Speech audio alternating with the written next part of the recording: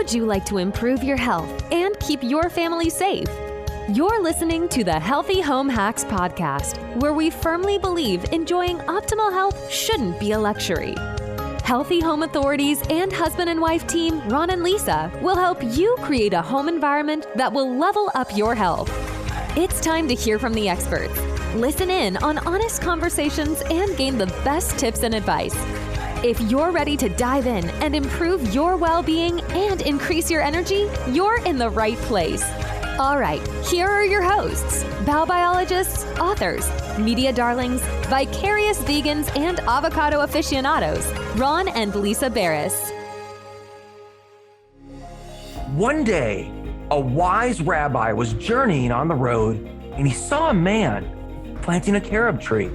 He asked, "How long does it take for this tree to bear fruit?"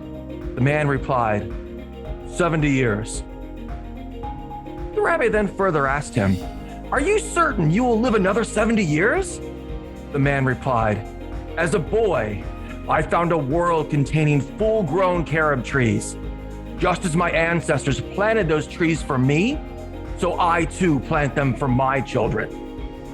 Friends, if you love indoor houseplants and trees, but despise indoor toxins, run, don't walk over to ronandlisa.com to get your free gift, the top 10 plants to remove toxins from your indoor air. And guys, these aren't just any plants, by the way. They're specific plants that remove cancer-causing chemicals like benzene and formaldehyde from the air you and your loved ones breathe in daily.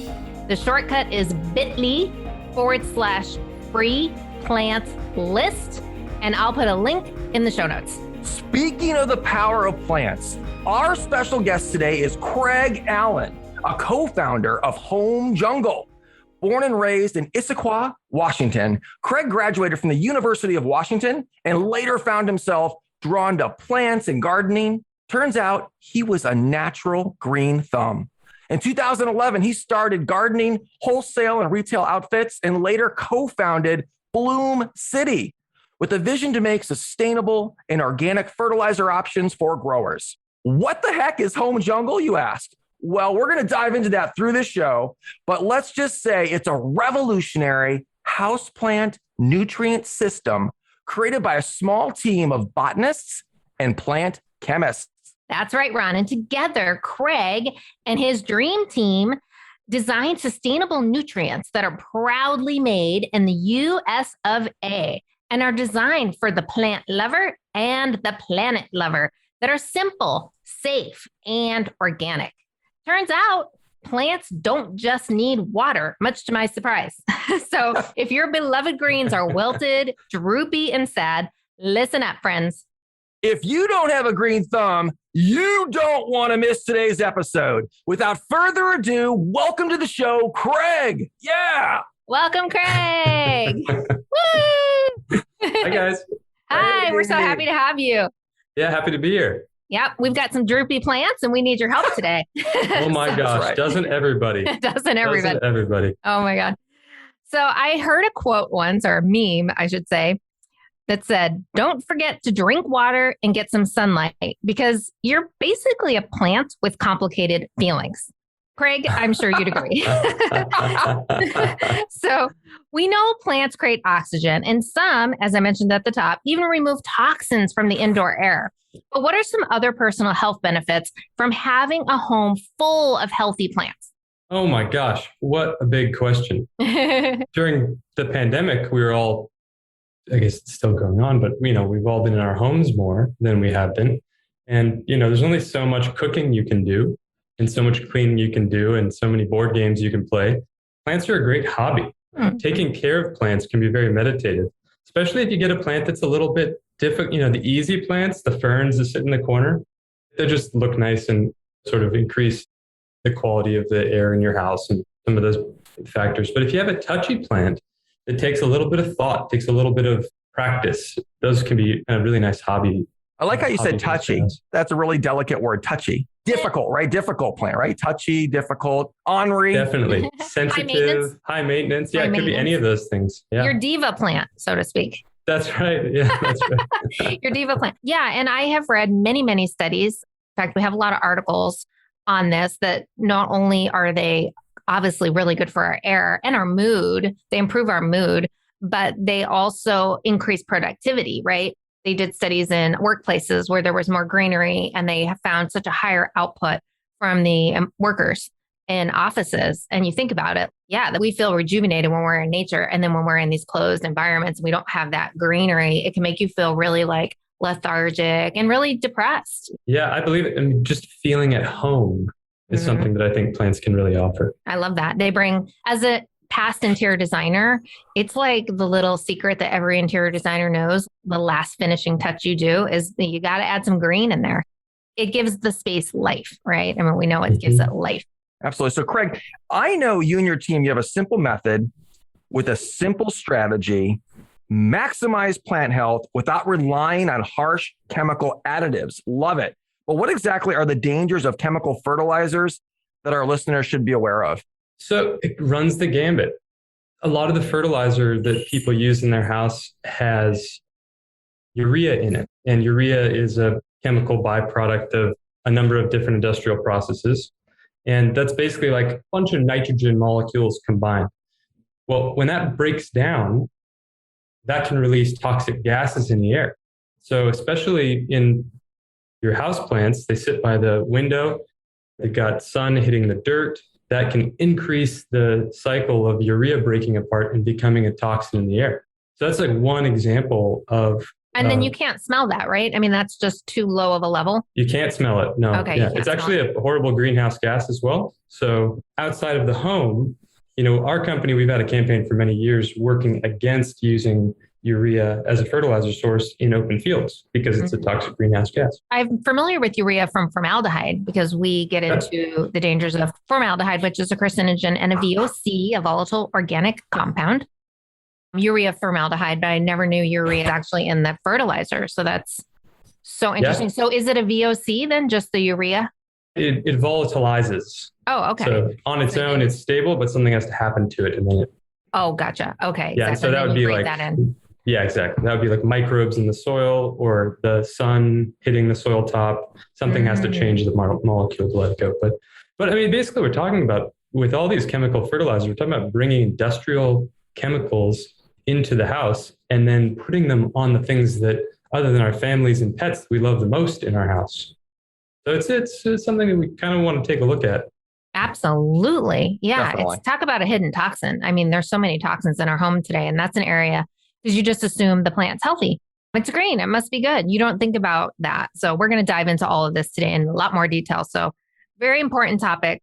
I know we all have plants. Everybody listening has plants. So stay tuned. And we're going to tell you how to save your little droopy plants. So hang on. Craig, are there any benefits to using a product with organic nutrients besides it being just non-toxic? Yes. Well, loaded question. Organic isn't necessarily better. You could use one thing that we as a company avoid is bringing in products, input materials like bat guano. Bat guano comes from bat caves. And can you say that again? So you said bat guano? Bat guano. Yeah, like the fecal matter of bats. That's like a organic fertilizer. Okay. And in order to get that, the sourcing of it destroys natural ecosystems. And so organic isn't necessarily better. However, in general, organic fertilizers are these like sort of larger structures. Think about a whole bunch of different nutrients that your plant needs all packed together. So when you add those to your soil, they have to break apart into smaller pieces so that the plant can uptake them. Mm-hmm. And that process of molecules of organics breaking down is done with microbes in the soil. So essentially by adding organics, you're actually increasing the biological activity in the soil. And that's a major benefit to soil building. Okay. Bat guano. Bat guano is not good or it is good? Bat guano and seabird guano are both great fertilizer sources, but they're not good sustainability sources. They're destructive to coral reef development and all sorts of things that are going on in those micro ecosystems. Off topic, but what would be a good one then? Is it cat guano or Well, he's going to tell us.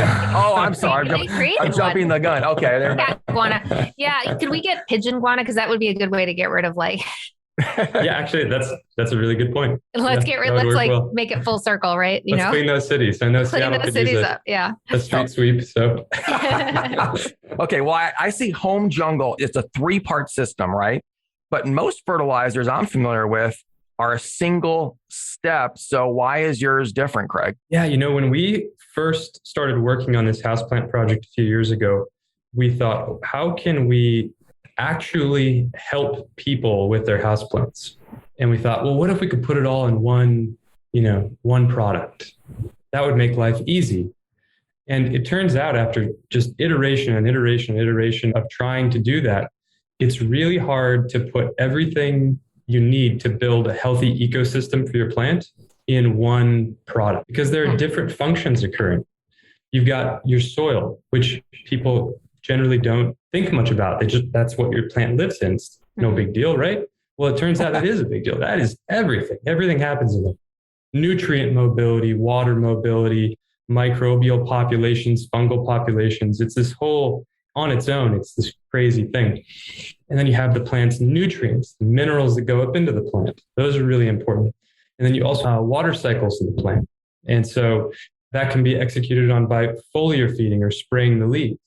And so in order to make really holistic plant care, we decided to break it up into 3 separate products that are used weekly on the plant, to each one attacking a different function. Oh, wow. Very clever. And you mentioned foliar spray. I'm not as familiar as I should be. I don't have as great as you. So what exactly is that? It wasn't so common to me. I know it's not common to you, but maybe our listeners don't know either. What is that process? Absolutely. Yeah. So I'm sure we've sprayed water on the leaves of some of our plants before, like an air plant or something like that. That's called foliar spraying, because you're spraying the foliate. Not know that. Okay. Yeah. I love this Leaf podcast. spray. I learn something new every time. Oh my God. We are bad plant parents, apparently. I feel like the parent guilt over here. Yeah, I do that. I foliar all the time. So no, that's awesome. But going back to this regeneration of the soil, it's something you usually think about in a large scale agriculture type system. Why is it important for houseplants? Yeah. So you pick up a houseplant from the store, or you get a cutting from a friend, and you pot it in your house, or maybe it comes potted. So in that soil, there's food. Theoretically, there's some food, there's some fertilizer, there's some minerals that the plant can uptake. And so you have that in your house for 6 months or a year or 5 years, or however long you can keep it alive. And you got to think that's its only food source. The plant pulls pretty much everything right out of that soil. And so if you don't take care of the soil, you're basically going to be slowly choking your plant from lack of food. Mm-hmm. And from that, there are a cascade of other things that happen. Water can't move into the plant effectively. And we've all had those houseplants that just sort of sit and nothing changes for years. They're kind of in this holding pattern. Yeah. Yeah. Oh. And that's a little leaf here and there. A little leaf here and there. Yeah. That's because there's nothing for the plant to do. It's sort of locked up and just waiting for better conditions. Oh, that's so sad. I feel so bad for my plants right now. I want to cry. But what's really cool is once you address a few of the things in your soil, your plants will do crazy things you've never seen them do before. Wow. So they're going to dance and sing? Yeah, they're going to dance and sing. Are they going to tap dance? On a side note, do you believe in talking to your plants? Everything in the world moves. The vibrations are in everything. Yeah. And so I think vibrations are probably, No, but it's true. I notice when I even go and prune my plants and water them, I feel energetically, they're like, thank you. And they're just, boom, they do really good. And you're like, wait, I just pulled off dead stuff. It just knows to be happy. I think you're right. We have had a couple podcasts on energy frequency medicine. Everything in the universe is vibration, and everything vibrates at a frequency. And plants are a living organism. So us caring and treating them well, they're obviously going to respond to that energy. Yeah, you're both right. Keeping plants alive can often be a struggle. And I can personally attest to it. I know a lot of guys can attest to that as well. And girls, guys and girl, I guess everybody, right? So how does your system make it easier? Make keeping plants alive easier. Yeah. And outside of the fern, which is not so complicated as we talked about before, right? Right. So without getting too technical, if you think about the way that we consume food, you eat food and you don't just get energy, right? In your gut, there are microbes that break down the food and then they trade things with different parts of your body and you end up with energy from that.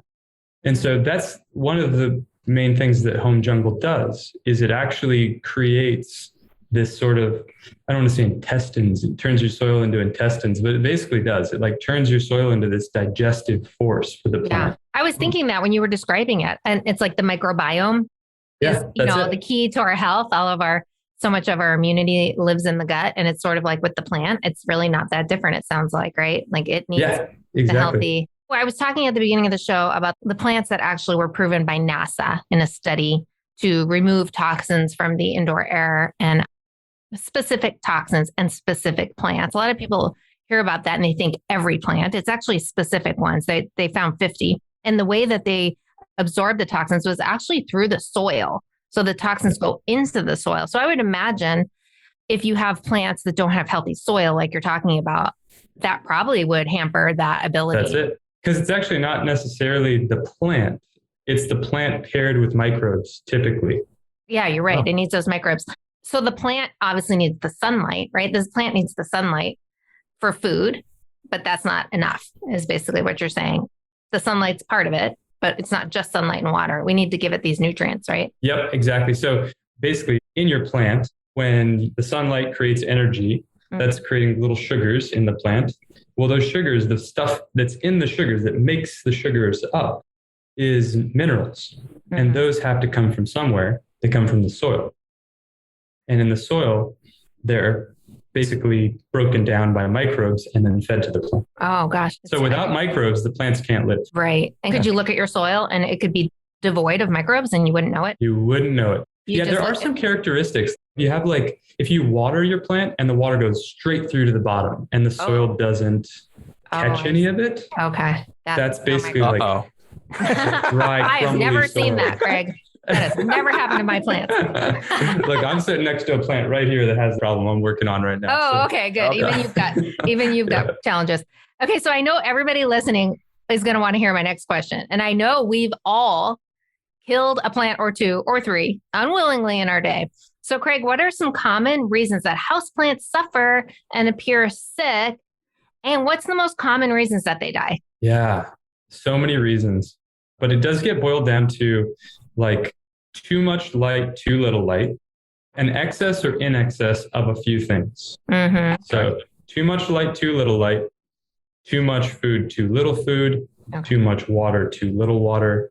Airflow could even be something. If you have a sensitive plant that's being smashed by a fan, something like that. Or up against a wall. That's not good either, right? If your leaves are kind of smunched against the wall. Yeah. A lot of plants, if their leaves are touching, they won't grow that way. They'll send energy a different way as an adaptive thing from their evolution. Craig, off topic, is it cruel to leave a plant in a particular pot, even though it could grow bigger?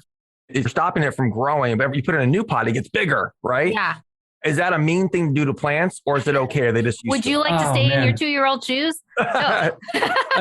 It's so funny because then you look at these beautiful practices like Japanese bonsai, and it's like, wow, that plant has little shoes. But I will say, if you transplant a plant into a larger pot, often it will grow. That's actually one of the things you can do when you have a plant that you've been overwatering or underwatering or some factor that you've had off. If you transplant it, that's one of the great ways to kind of stimulate the plant to like check out its environment again. Yeah, we had a snake plant. We have it still. And it was teeny tiny. I think it was in a little cup or something when we got it at like a fair or a farmer's market or something. And then it outgrew its little pot. Well, it kind of just stayed. And then I put it in this big, huge pot. And my brother-in-law came over. He's like, wow, you got a new plant. I'm like, no, that's that same plant. It just exploded. Like it was so happy in this big pot. Plants are so resilient. And I just think it's amazing to watch what they do. We had a rosemary and it was like out on our deck and it obviously wanted the light. Like it literally started growing like through the banister and like around the corner to get more light. Like the whole shape of the plant changed. I think it's really fascinating how they adapt to their environment like that. Yeah, Absolutely. When you transplanted your snake plant, did it consume a lot more water, or was it, sort of like minimal amounts? Yeah, not that much more. I mean, I feel like I water it the same amount. Now, I don't know. I guess we can get into that. I mean, I only water my plants once a week, and they seem to be fine with that. And I kind of do the test, right? If you pour the water in and it sucks the water really fast, you need a little more, right? You don't want it. And then you also don't want the water floating, right? I found it was once a week is pretty much what I do. But I have to be honest, I haven't done the food. I probably am not adding topsoil and things like, I just don't really know enough about that. So I'm excited. And I know everybody listening is too, because a lot of us are just basic, like, oh, throw the water in there and the plant's good. But this is really interesting how they need that food and that. I mean, should you be adding more topsoil every so often? No, typically that's not really necessary. If you add nice organic nutrients in reasonable, smaller quantities, and you have some soil microbiology that's working out well, then you don't need to change it? You don't need to keep adding soil, no. Soil? Now, if you're going to transplant, sure, you have to add a little soil or whatever the media is, bark chips or whatever the media is for what you're transplanting. Off topic, I love the nickname for that plant, mother-in-law's tongue. Yeah. Snake plant? Snake plant. Yeah. It's actually a succulent snake plant, which is kind of is it a interesting. succulent? Oh, okay. That's probably why it doesn't need much water. Yeah, they're hardy. They're really a hardy plant. And I named mine Terry because my mother-in-law, Ron's mom is Terry. That's funny. I call it my Terry plant. It's got the sharp little, she's listening. So Terry, it's got the sharp pointy tongue. She does. She does. Well, chemical fertilizers, they're short-sighted. They feed plants for one season, but kill off soil microbiology, pollute rivers, lakes, and oceans. Your organic and naturally sourced ingredients, they make home jungle completely safe around kids, pets, even edible plants, which is all great news. But can you tell us how home jungle manages to work for all house plants? I mean, I feel like usually you need a specific type of plant fertilizer when you go to the store. So what makes yours different? Yeah, an air plant, they don't have roots that you can see. They're just sitting up on a shelf, but they do have some needs. And in nature, they do get minerals and microbes from their surrounding. Maybe a squirrel will defecate on them or something, and they'll get this sort of. We had no idea. Nutrients. There'll be like a breeze with rock dust that lands on them or something, or a little bug crawls and leaves a little residue. And so there are the common plants that live in soil that are very easily applicable to the home jungle series. You shake some microbes and organic minerals on the soil. You water with the liquid pump once a week, and then you foliar spray, which is that leaf spray that we talked about, also once a week. But for plants like orchids or air plants, some of these plants that are a little bit different cacti, maybe you use the home jungle series slightly differently. Mm-hmm. So for example, for air plants, you can mix the liquid nutrients into a jug and then soak the air plant in the jug for 10 minutes, something like that. Yeah. And then you pull that out, shake it off, put it on the shelf, and then your air plant will get the nutrients it needs. For people listening who don't know what air plants are, someone gifted us one and I was like, this is the coolest little plant in the world. It's just a little plant. And they gave it to us in a really pretty crystal holder. And it just, you pull it up, you can hold it. It's not rooted. It doesn't need soil, like you said. And I guess every so often you're supposed to dunk it in the water, right? Take a bowl of water and drench it. But that's only once a month or something crazy. It needs very, very, very little water. And you don't water it every day or every week, right? Is that right? Isn't it just crazy when you look at them and it's like, how is that thing alive? How is that thing alive? I literally didn't know about these air plants until a couple of years ago. They're so great. Good housewarming gift, especially for people who don't have a green thumb. That's awesome. Okay, so I never thought of feeding my plants food, let alone leaves. So how does that work, Craig? So what we just talked about a second ago with air plants, there's all these natural forces moving minerals around in the air that we don't think about. Animals defecating, dust, rock dust, dirt being blown off of hillsides. A lot of it ends up on the leaves of plants in nature. And plants actually have this really cool adaptation to absorb through their leaves. So these little cells on the leaves on the tops and The bottoms. stomata. Is it the stomata? It's the stomata. So impressed with myself. Wow. Look at that. Couple of brainiacs here. Nice. Yeah, that's right. And so Canopy Mist plays off of that. Canopy Mist is made of a few different kelp extracts and a few minerals. And the goal of it is to put some liquid on the leaves, spray some liquid on the leaves, a very fine mist, and then have that increase the circulation of the plant. The more circulation, the more mineral trading in the roots can occur with microbes, which is back to that microbe story that we were talking about, probiotics in the soil. And then that moves minerals back up into the plants and can help grow leaves. So it sort of completes the cycle. Does every plant need to be misted, foliar, whatever? Does every plant need that? Or are some plants, it's not good to do that? If you have a very sensitive plant that you just know is sensitive, even two of the same plant one can be very sensitive and the other one can be just kind of more hardy. Okay. They really are little individual. They are totally. But even like my cacti that I keep in my house, we foliar feed those, foliar feed our orchids. Orchids, Roses, yeah. like could you do that with flowers too? Oh yeah, totally. Yeah, flowers. Oh, so we're talking about floral and greenery, right? When we're talking about the system, does it work on all colorful flowers? Yeah, so spraying flowers is kind of unnecessary. Like the actual flower itself, because the flower doesn't have the same cells as the leaf does. But stems, the leaves, a cactus, you could just spray the whole outside of the cactus. Air plants, on your off watering times, you can give them a mist. Those air plants we were talking about. Is your system a once a week system? In the summer, spring and summer, once a week. And as you know, in the fall and winter, plants consume less just because the sun, the hormones are changing in the plant. Yeah. And so, they have hormones too? Oh yeah, just like us. Oh my God. That's crazy. They get moody. They get moody. Yeah. Wow. I've seen it. Wow. Hey, Craig, I have a test question. I heard this story before, but what would you do? You purchased a cactus. Let's just say you purchased it from a random source, this large cactus. It's in your house. And then all of a sudden it starts to shake and vibrate violently. What would you do? I think that's an urban legend. We don't know if it's true. Craig's the expert, Lisa. This is some kind of a horror movie? Is that what's going on? Tarantulas. Tarantulas lay their eggs inside the cactus. Oh, is that a thing? Well, I grew up in Arizona. These were our kind of stories that we shared at slumber parties.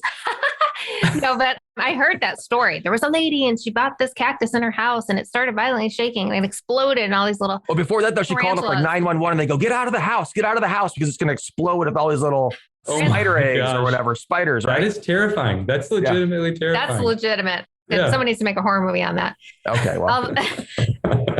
That was a surprise question, Craig. You weren't expecting that. That's okay. So getting back to traditional plants that are uninfected by tarantula, how does the system work for edible plants? So for example, is it safe to use for herbs, vegetables that we consume? You know what's crazy? This is an interesting question. I was thinking about getting one of those, those arrow gardens that you grow lettuces in the house? Yeah, we used to have one.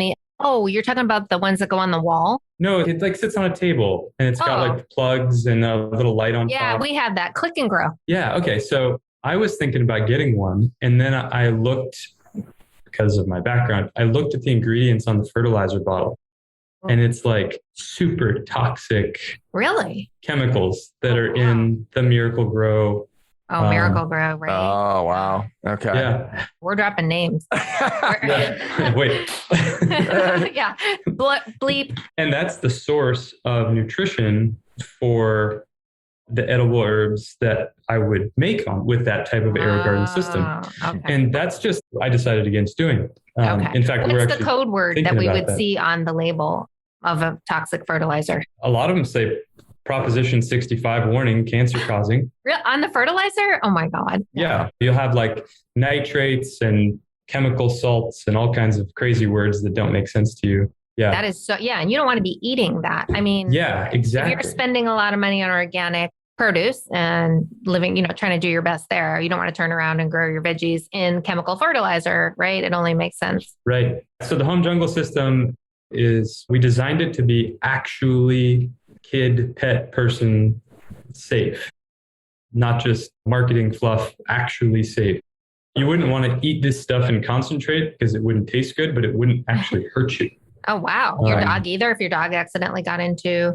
I mean, your dog would have a bellyache but you wouldn't need to call it poison control. Poison control. Okay. Really. So what's the price point of your system? I'm curious, off topic. So the Home Jungle Trio takes care of 5 houseplants for 6 months. It should retail at about $39.99, I believe. Oh, that's great. That's great. And then obviously you say house plants, but outdoor plants too? Outdoor plants too, yeah. Okay. Now Bloom City, our company has 2 sides. There's the Home Jungle houseplant side and then Bloom City, the garden side. Okay. And Bloom City has larger sizes for gardens outdoor. And so that's a great way to do organic gardening. Nice. More and more people, Monsanto and all the crazy glyphosate that has been infiltrated into our food supply. And now they just came out with a big announcement, right? They can no longer sell Roundup with glyphosate on retail for direct to consumer. Isn't that great? It's so good. Yeah. Another one that people don't know about, fertilizer touches our lives in weird ways. We don't think about it. It's kind of everywhere. It's in almost all of the foods we eat are fertilized, our houseplants, our gardens. Whether you buy the fertilizer or not, when you buy the houseplant, it has the fertilizer in it. And there's this one toxin that's just been put into everything for years and years called EDTA.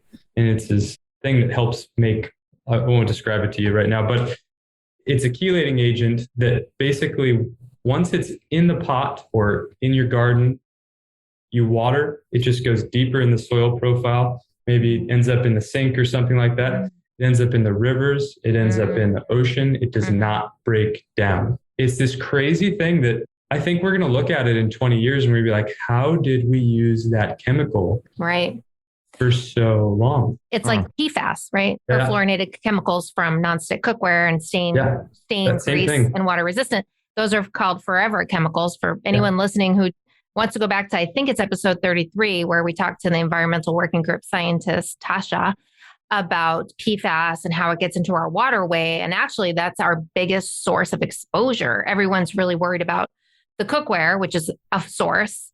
But when you think about how much we're getting it through our drinking water and it doesn't break down, and every single person tested, it was found in their blood. So not only do we have it in our bodies, it's in breast milk, it's being passed down generations, and it's a forever chemical. It takes forever to degrade, basically, in the environment. So that's another one of those that in years, people are going to go, because there's so many bizarre health implications associated with that chemical too.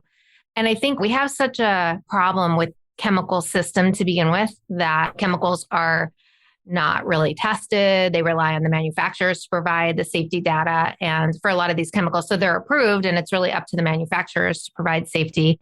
And for you as the consumer, if you're not aware and you don't know what to look for and you don't know these chemical names and you don't know how to read labels, you're going to be getting these exposures to these types of chemicals. And you might think to yourself, whatever, it's just one. Well, think about the generations ahead and think about the planet and think about the ocean life and the wildlife, and everybody gets affected by these. So good rule of thumb that I always tell readers is look for those poison, caution, warning signs on products. Look for third-party certifications to be sure that something is organic, if it says organic, and look for proof versus just someone telling you their product's safe, because you really don't know. So I went on a little tangent there, but it's one of my big passions is really educating people to be empowered, because nowadays you have to be your own investigator, and you really do. And in fact, what was it? I heard a couple months ago, California found an organic pesticide was actually full of Roundup. Oh, really? Wow. Yeah. And Oregon, the same thing. And so these people were selling it as an organic because it was really effective. And everybody's like, oh, I want to use that. Right. And then also like with the GMOs and all that, people get very, it's bright red tomato and it's big and plump. It must be healthy. When in fact, like your natural produce isn't perfect. It's got dents and bangs and bruises and the Miracle Grow that we talked about earlier. I don't know a whole lot about that, but I know you said it's toxic. And in general, like if something's really overgrowing, maybe you got to look at like what's creating that. Is that natural? Is that natural for the plant? Like even cows, even livestock that gets injected with things to make them bigger. I mean, that's not good for us. That might be good for the farmer and his bottom line, but it's not good for you to be eating something that had a lot of antibiotics injected into it or whatever, growth hormones perhaps. Anyway, little tangent there. But I know we kind of talked about the watering. So just to recap, as a rule of thumb, everybody listening, we want to water about once a week. And with the home jungle system, we would be doing that once a week with a 3-part, right? That's right. Yeah.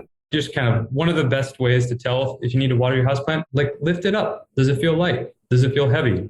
You can probe with your finger in the soil. Is there any water still? If there's water, because houseplants grow more slowly than outdoor plants typically, wait a few days. Yeah. No need to overwater. Yeah. Don't go. And then is that true? You can take a stick and stick it in there and then pull out the stick and sort of gauge the water level. Oh, that's smart. Yeah. I haven't done that. Sounds like a good one. Take a chopstick. I've used Chopstick. chopsticks. All right. Save your chopsticks. And then, because you can tell sometimes you don't know if there's water in the bottom, right? That's true. Wow. Well, hey, Craig, as one of our final questions, can you leave our listeners with a few steps when dealing with a sick plant to bring it back to health?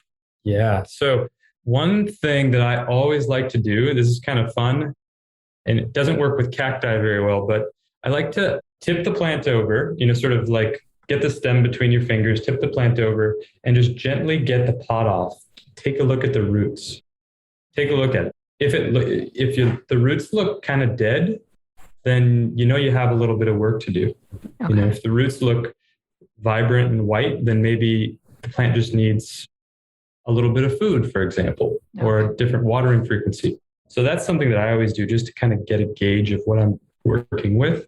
But the most important things it doesn't harm the plant at all to do that. Does it get in shock from getting pulled from the pot? I've heard it's in shock. Quickly put it in soil because they're not used to that. Well, you don't want to shake the soil off. You want to gently keep the soil ball in place.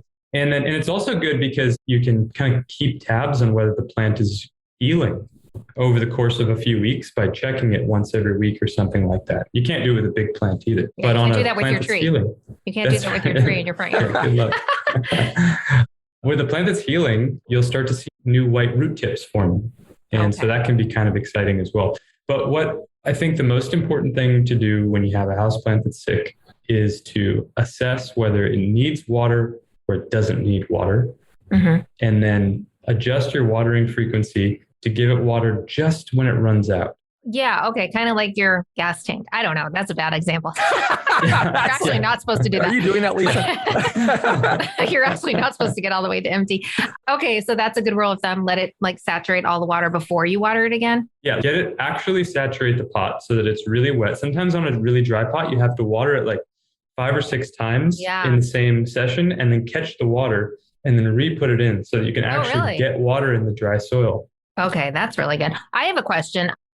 What about, we get asked this a lot. What about mold on plants, which is very common in the home? I think when people are overwatering, they'll get mold. And then also dust. Do you believe in dusting your plants? Because I know dust can accumulate on the leaves. Mold on the soil surface. Is that what you're talking about? Yeah, mold on the soil. So typically that's from overwater. Yeah, but it's also from a lack of good bacteria. So imagine you've got this situation where there's plenty of good bacteria, a few bad actors. The bad actors can't get enough food because there's so many good bacteria. And then something changes. Maybe you don't feed your plant for a year and there's no food. And so then the good bacteria start to die off.